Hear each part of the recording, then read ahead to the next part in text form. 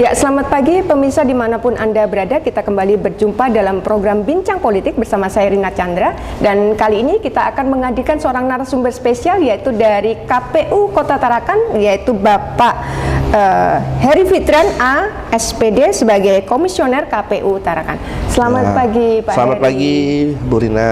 Semoga tetap sehat dalam aktivitas yang lumayan padat nih ya, Terima kasih jelang nih, Bu 35 hari sebelum pemilu gitu Pak Heri.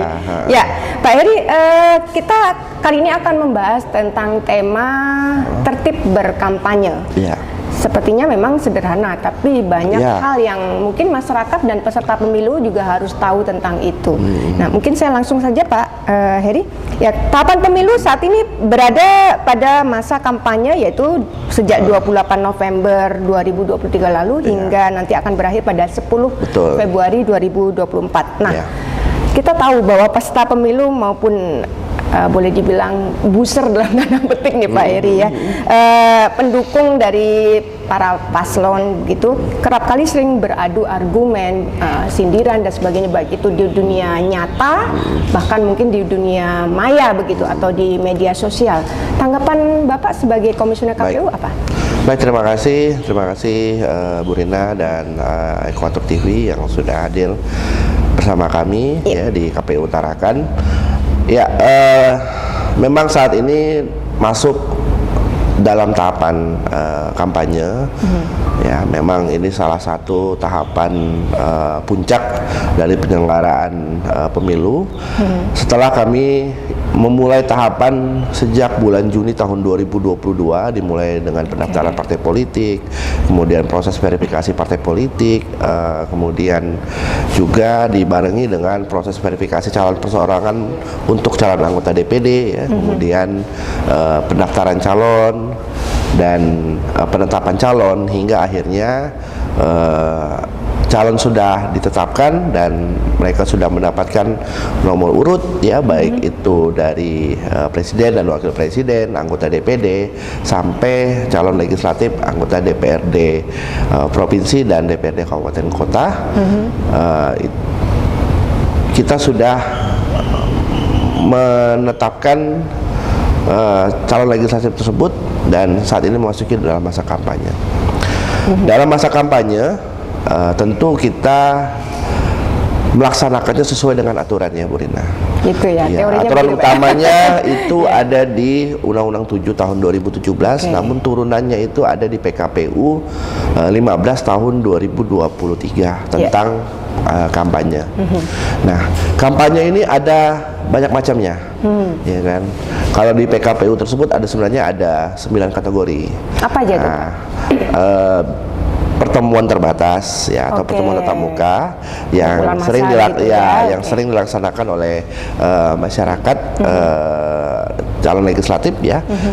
Ibaratnya sekarang tuh bahasa kerennya tuh belusukan ya kan. Nah, itu mengumpulkan masyarakat ya, tidak lebih dari 50 orang ya, mungkin di kampung atau di salah satu rumah warga. Nah, itu diperkenankan untuk melaksanakan kampanye. Kemudian juga penyebaran BK dan APK. BK ini adalah bahan kampanye berupa poster, selembaran, ya, kemudian stiker. Nah, kemudian APK. APK ini ada 3 kategorinya: baliho, spanduk, dan umbul-umbul. Nah, ini juga salah satu metode kampanye yang dilaksanakan. Kemudian BK juga itu tidak hanya poster, selembaran, tapi juga bisa merchandise gitu ya kan. Banyak macam-macam dari dari caleg ini, bagaimana strateginya, atau dari pasangan calon ini melakukan strategi dalam menggait masyarakat ya.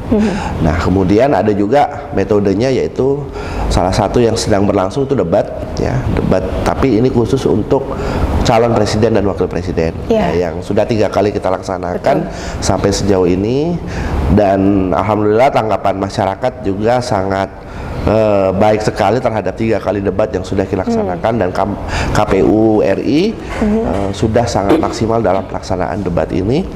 Dan kalau kita tahu bahwa memang pasca ataupun sebelum debat ini kan heboh sekali ya masyarakat ya, di sosial media, di ya pembicaraan hangat di mana-mana. Nah, ini kan sebenarnya salah satu target kami juga, bagaimana masyarakat juga ikut berpartisipasi dalam hal partisipasi masyarakat dalam hal politik, sehingga mereka juga menjadi melek politik dan mau datang ke TPS gitu kan. Dan mereka sudah punya pasangan calon masing-masing nih.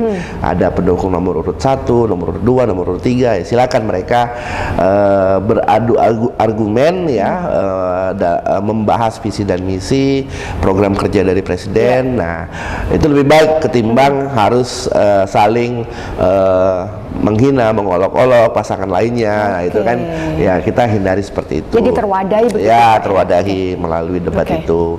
Kemudian mulai tanggal 21 Januari nanti atau 3 minggu sebelum pelaksanaan masa tenang ya, tanggal 11 Februari kan kita masa tenang 3 hari. 11, 12, 13 dan 14 itu hari H pencoblosan. Nah, 3 minggu sebelum masa tenang itu tanggal 21 Januari itu akan dilaksanakan kampanye melalui media. Baik itu media cetak, elektronik maupun media online yang difasilitasi oleh KPU. Starting tanggal 21. Ya, untuk partai politik dan presiden itu difasilitasi oleh KPU RI, untuk DPD itu difasilitasi oleh KPU provinsi.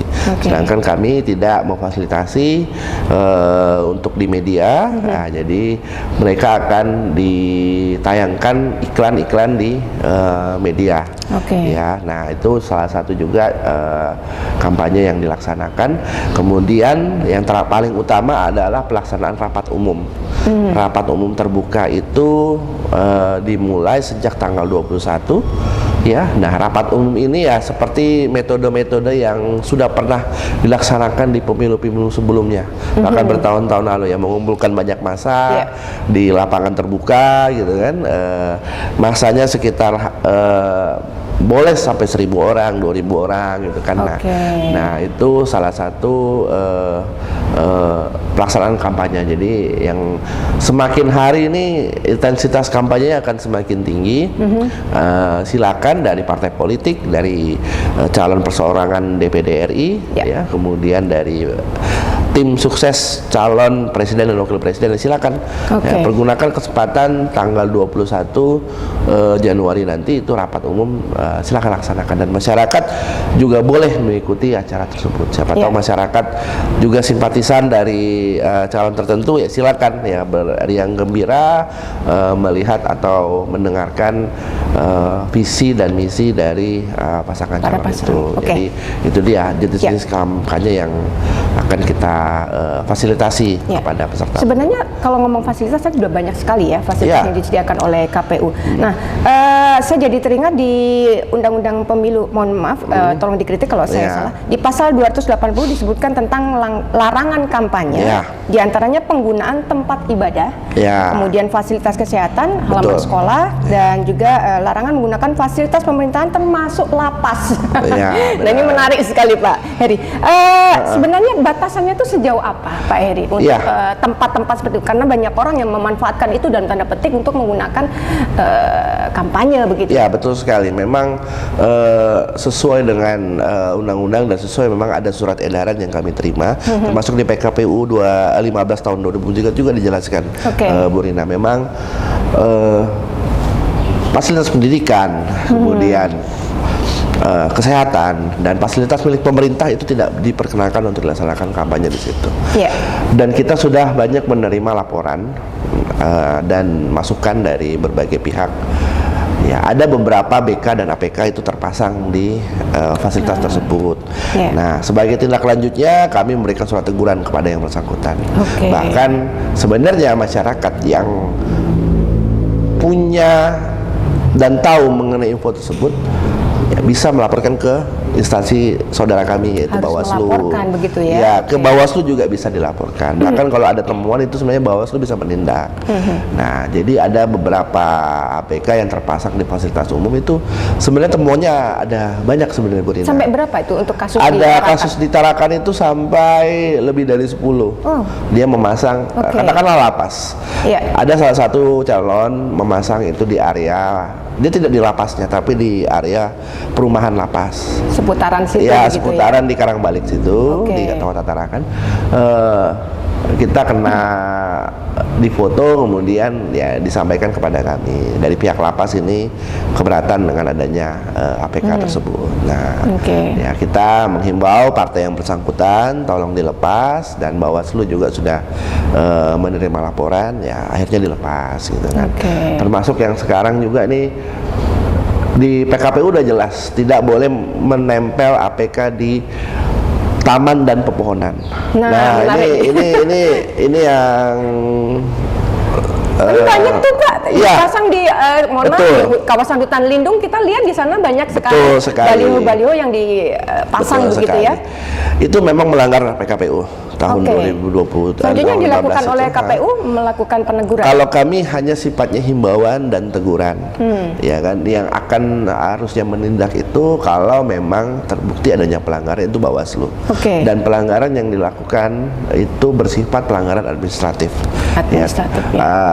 Bawaslu berhak untuk melakukan teguran dan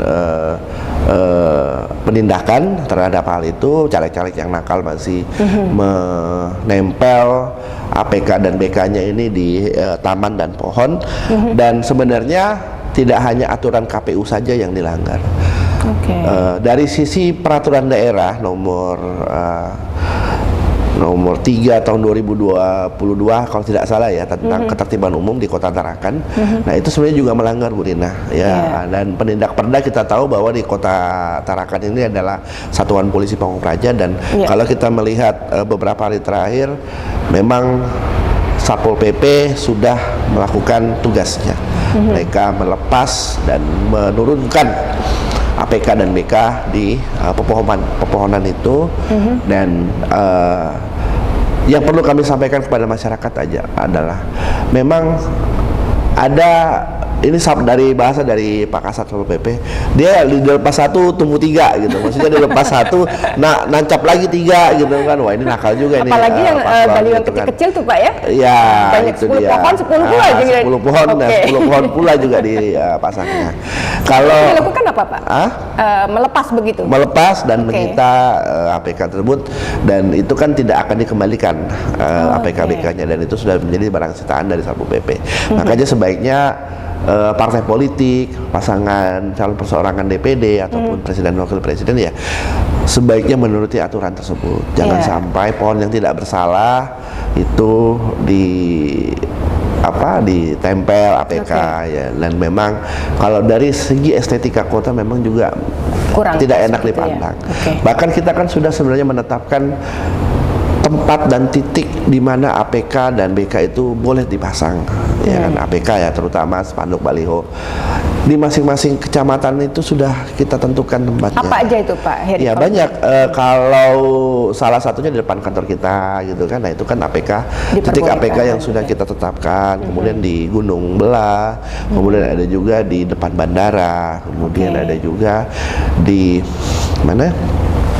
Di Kecamatan Tarakan Barat, di Jalan Mula Warman itu ada, kemudian di Kecamatan Tarakan Timur ya, di daerah Kampung 6 ada, di daerah pesisir di Mamburungan Timur juga ada, di Mamburungan di Tanjung Pasir, Tanjung Batu itu kita fasilitasi sebenarnya. Tapi ya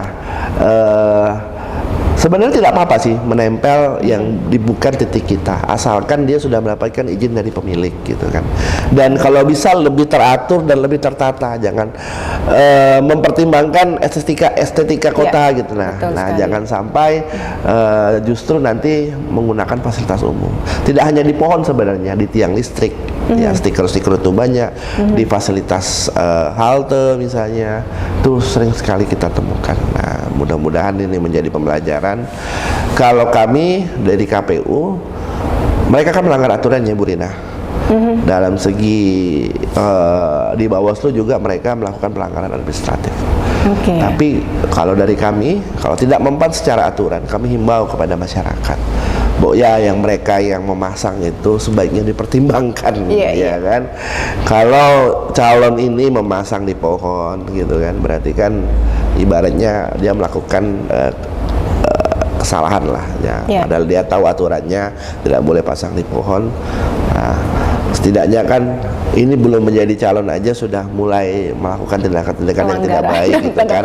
Nah, apalagi kalau sudah terpilih nanti kan. Nah, pertimbangannya itu saya ya silakan masyarakat yang karena memiliki hak suara ya kalau melihat situasi seperti ini ya calon tersebut dipertimbangkan gitu ya untuk dipilih kah gitu kan atau bagaimana ya masyarakat bisa menilai kok sekarang gitu kan. Ya mudah-mudahan masyarakat yang menyaksikan atau bukan mungkin tim ses daripada pasangan sudah paham ya dengan adanya informasi gitu ini bahwa masyarakat, ada beberapa titik resmi yang sebenarnya diperbolehkan dan mana yang tidak. Intinya jangan di pohon deh seperti itu. Baik, selain pohon saya juga mencoba untuk membahas tentang kampanye yang masuk di wilayah agama ini Pak ya. Kehidupan beragama sebenarnya kan intinya tidak diperbolehkan untuk dimanfaatkan, ditunggangi oleh kepentingan politik. Tapi kita tahu dan itu bukan rahasia umum lagi bahwa banyak orang yang menggunakan masjid dan fasilitas lainnya sebagai sarana kampanye begitu. Nah, sejauh ini edukasi apa yang sudah dilakukan oleh KPU terhadap para calon legislatif dan lain-lainnya untuk tidak menggunakan wilayah itu sebagai sarana kampanyenya begitu? Kampanye di tempat ibadah memang dilarang juga, Bu Rina.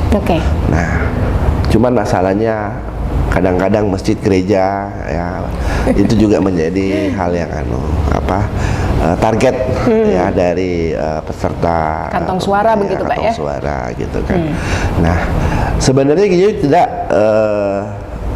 itu hak dari pasangan calon, apalagi pasangan calon ini adalah warga masyarakat biasa, ya kan. Ketika statusnya calon legislatif, ya statusnya calon DPD, ya oke, statusnya seperti itu. Tapi kan dari sisi lain mereka adalah warga masyarakat biasa. Kita tidak bisa melarang dia mau beribadah di mana. Misalnya dia orang Muslim misalnya, kita tidak bisa melarang loh dia itu ibadah di masjid mana. Asalkan ketika dia ke tempat ibadah, ya mungkin alangkah lebih baiknya dia tidak menggunakan atribut. Ya misalnya mungkin dia diberikan kesempatan berbicara di forum, misalnya di forum keagamaan, ya kan, di acara-acara tabligh, ya kebetulan profesi sebagai ustadz, silahkan sepanjang pada saat acara tersebut, ya mungkin tidak ada atribut atau simbol partai atau nomor urut dia di surat suara gitu kan. Nah, kemudian ada mungkin fotonya dia gede-gede di situ, ya. Mungkin silakan berbicara tapi ya sepanjang pintu masuk, sepanjang pintu keluar ya kalau bisa tidak ada alat APK-nya, akan peraga kampanyenya gitu kan, atau tidak menyebarkan selembaran-selembaran yang menunjukkan citra diri dia sebagai calon legislatif. Untuk kasus ini apakah sudah ada temuan Pak beberapa? Banyak sekali temuan gitu kan, bahkan Bawaslu pun memantau terhadap hal ini. Namun tidak ada bisa pelanggaran yang dilakukan karena memang kemarin sempat ada beberapa calon itu memasang itu di masjid. Namun triknya adalah dia hanya memasang foto tanpa ada logo partai di situ. Logo nomor namanya di surat suara. Nah, itu Bawaslu dan kami juga tidak bisa melakukan himbauan karena misalnya ada spanduk, saksikan atau ikutin ceramah tanpa embel-embel nomor. Saya yakin sebenarnya calon itu sebenarnya lebih cerdas dalam melaksanakan strategi kampanyenya dibandingkan karena mereka juga kadang-kadang ada beberapa paslon itu paham aturan, ya kan. Ya itu silakan mereka, itu strategi mereka dan tapi kalau dari kami sepanjang dia tidak menonjolkan sisi menunjukkan citra dirinya itu sebenarnya tidak sah-sah saja. Dan memang ini ya sangat sering dilakukan oleh calon tersebut. Dan bahkan itu sebenarnya aturan itu sudah dari tahun periode sebelumnya nggak ada, sudah tapi selalu gitu, saja juga selalu ditemukan pelanggaran-pelanggaran seperti betul itu. sekali. Oke, Iya. Saya sekarang mencoba untuk berada di pihak peserta pemilu. Iya, boleh. Ya, kalau tadi kita mengkritisi mereka begitu ya, sekarang saya mencoba berada di pihak mereka. Banyak tuh atribut-atribut mereka yang dirusak nih Pak. Ya. Misalnya karena faktor dislike gitu ya. Saya sudah keluarin biaya banyak, pasang gede-gede di tempat yang benar begitu ya.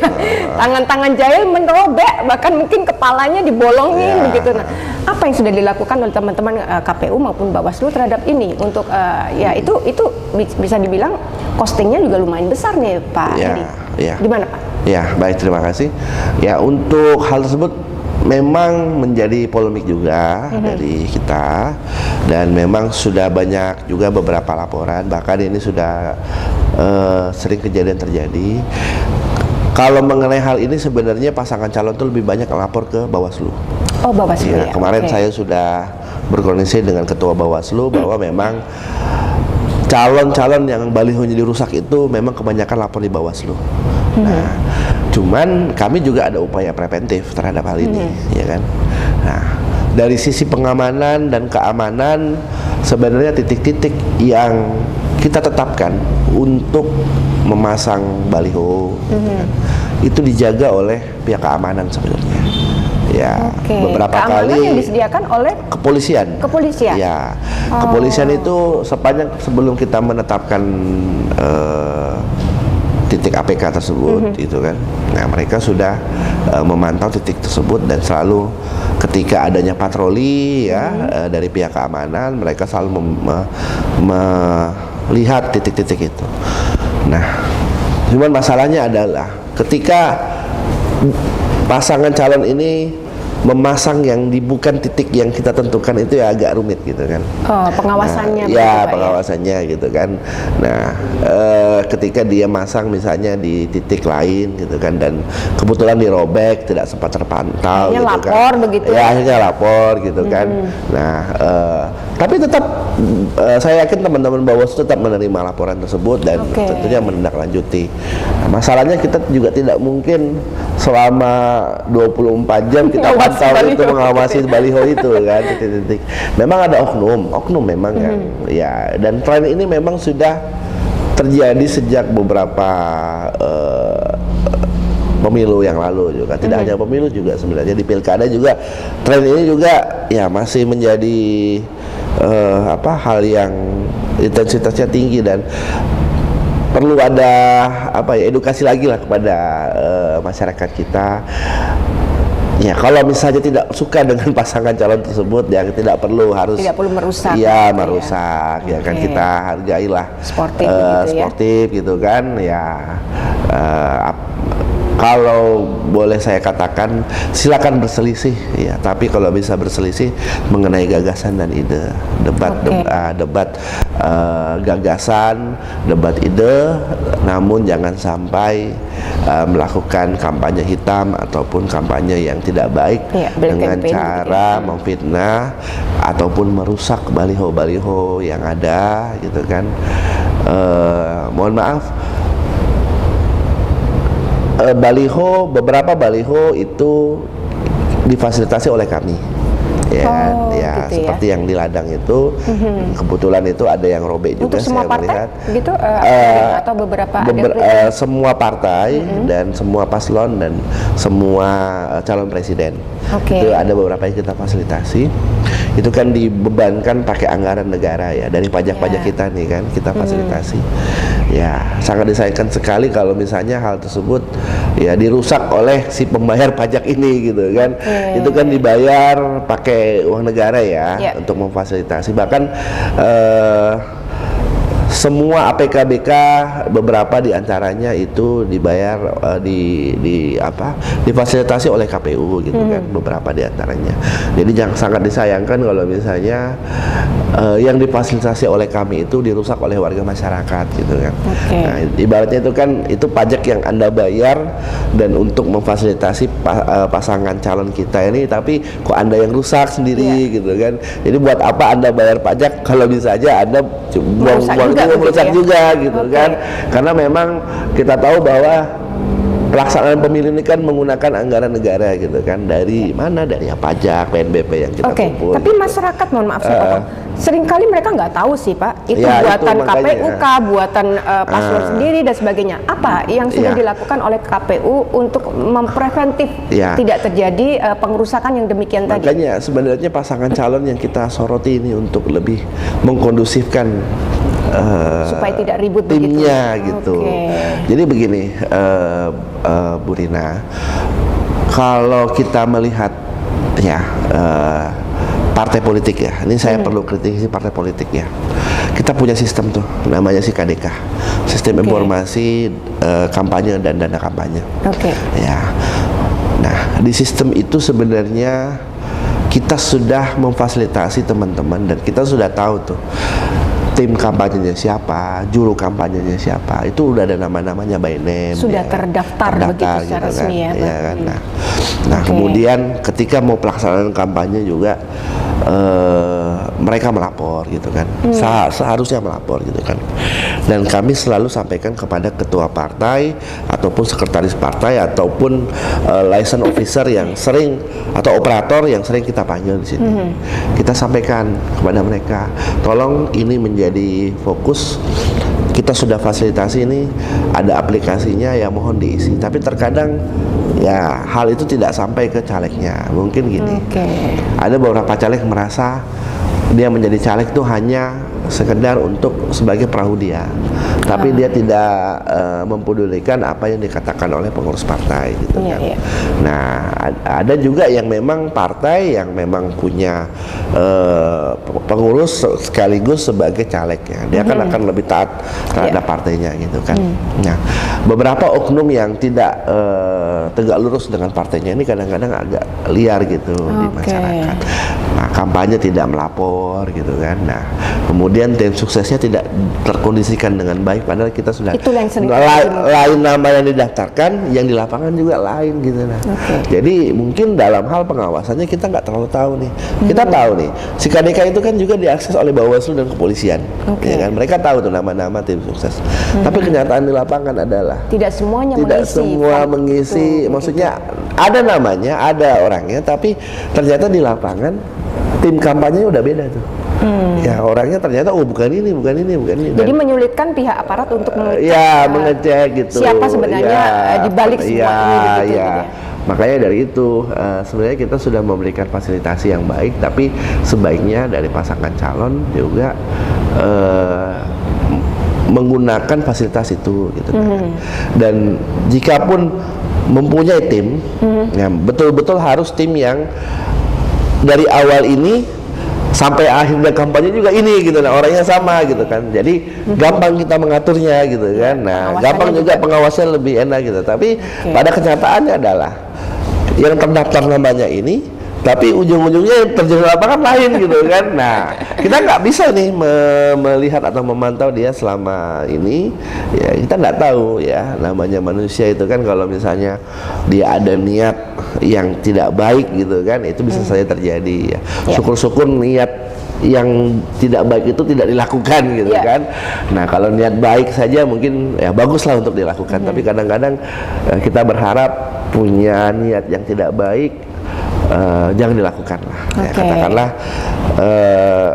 salah satunya yang kita khawatirkan niat tidak baik itu adalah melakukan yaitu kampanye hitam, ya kan, menyerang gitu, ujaran kebencian, nah itu yang lebih kita takutkan, ya kan. Padahal ini tim kampanye kamu kan, tapi yang melakukan ujaran kebencian tidak terdata gitu kan. Nah namanya lain. Nah itu yang akhirnya seringkali menimbulkan kegaduhan di lapangan, termasuk kemarin kasus penganiayaan kalau tidak salah di salah satu provinsi lain begitu Pak ya. Tapi kalau untuk di konteks Tarakan, untuk kasus-kasus seperti itu, alhamdulillah gesekan-gesekan itu tidak ada antara tim kampanye masing-masing paslon itu, dan jangan kondusif dan jangan sampailah terjadi gitu kan. Saya harapkan kepada masing-masing partai politik diingatkan para calon legislatifnya, baik provinsi maupun DPR RI maupun provinsi dan kabupaten kota, termasuk tim kampanye calon perseorangan DPD dan presiden juga bisa mengkondusifkan anggota di bawahnya, jangan sampai ada gesekan-gesekan menyenangkan begitulah Pak ya. Oke. Makanya pada saat penyusunan jadwal rapat umum nanti, ya, kita tidak akan mempertemukan partai politik ya di satu hari itu di sama-sama kecamatannya. Nanti kita tuh atur untuk jadwal rapat umum yang akan dilaksanakan 21 Januari nanti, itu kita tetapkan hari ini partai politik mana, bagi rata ya, bagi rata, bagi apa jadwalnya sama, cuman harinya yang kita atur supaya tidak ada gesekan. Jadi hari ini yang boleh kampanye rapat umum siapa, misalnya pasangan partai nomor 1 sampai 3, besok selanjutnya besoknya 4 sampai 6, nah, seperti itu. Makanya untuk menghindari gesekan ya kita atur gitu kan.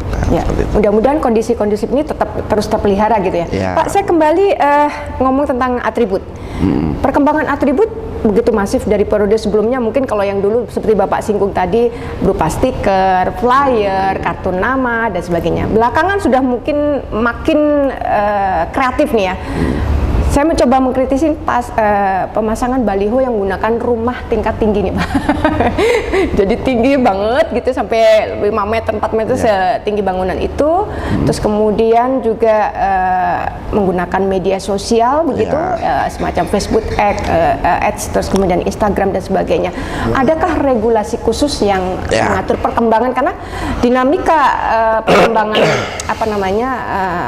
promosi dan kampanye itu kan pasti dinamis ya, terus berkembang gitu, dan mestinya aturan dari KPU juga semakin kompleks mengatur itu. Adakah aturan yang mengatur spesifik tentang itu, dan terutama di media sosial Pak, karena seringkali menyerempet undang-undang ITE nih Pak. Ya, betul sekali. Gimana Pak Heri?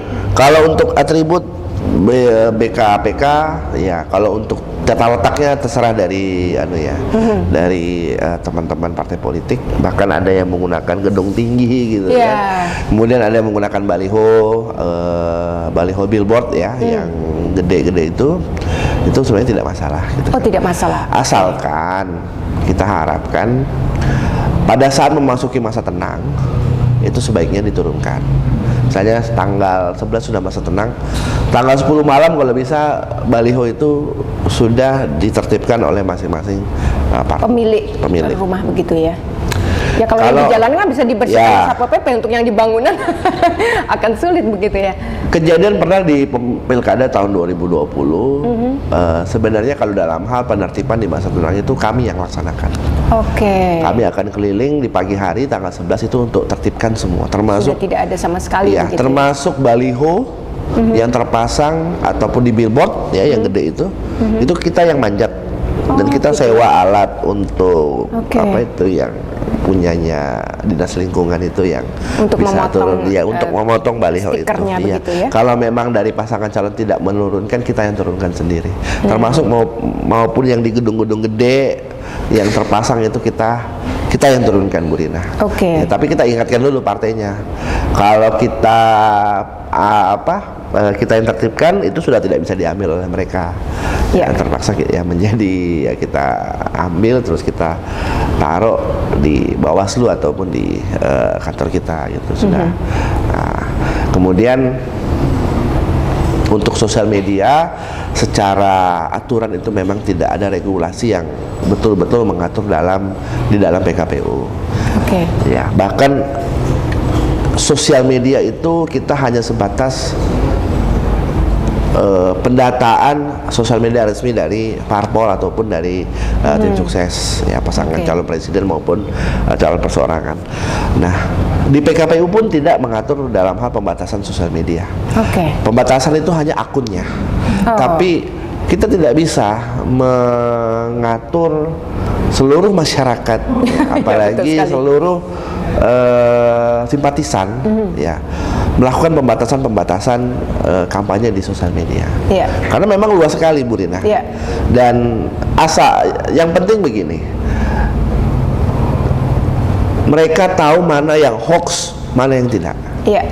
Mana yang potensinya adalah sebenarnya ini serangan hoax ataupun hal yang tidak benar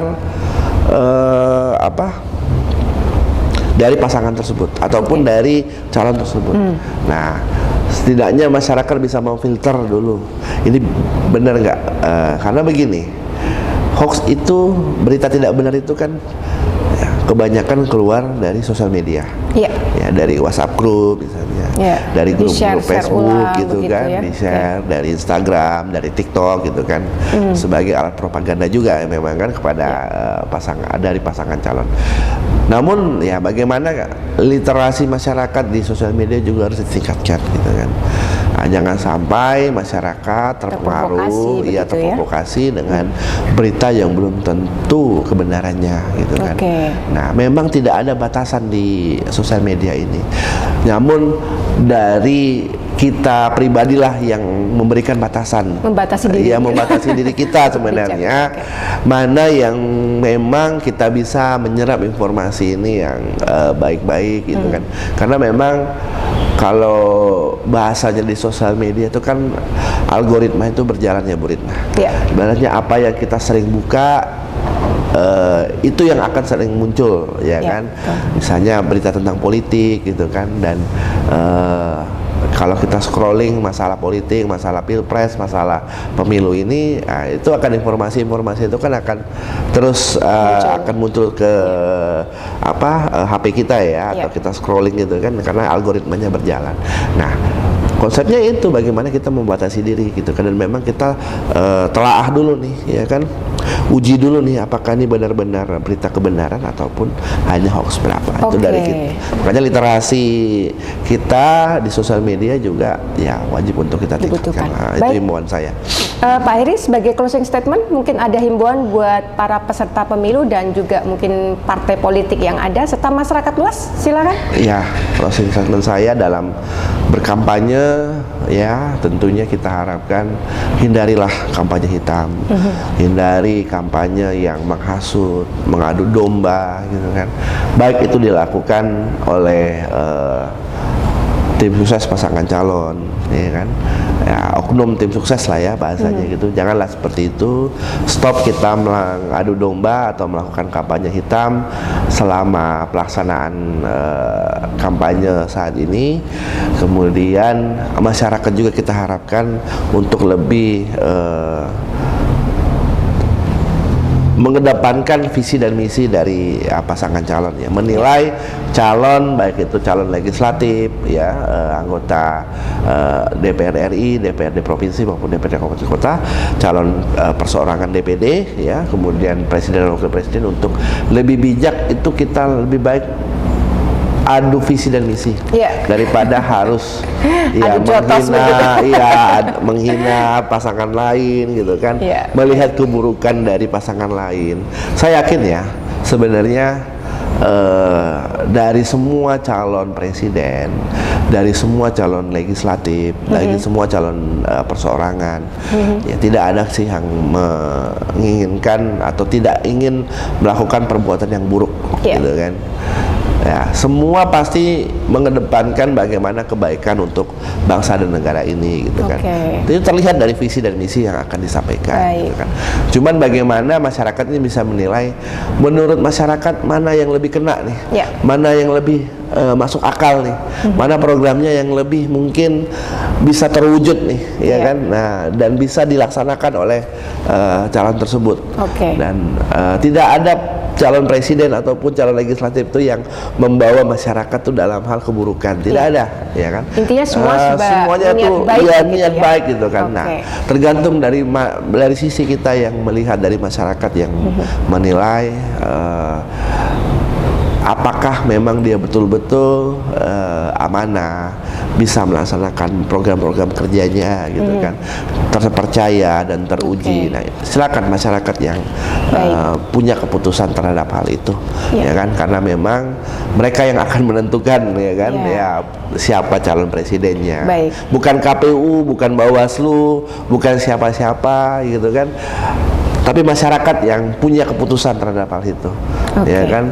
Karena memang pemilulah itu sebagai sarana ya, dan memang di pemilu itu memang ada konflik ya kan, bisa memang ada konflik yang terjadi, cuman itu konflik yang legal gitu kan. Nah, masyarakatlah yang punya andil terhadap hal itu, bukan KPU-nya. Kami di penyelenggara hanya sebagai fasilitator ya kan, tapi tetap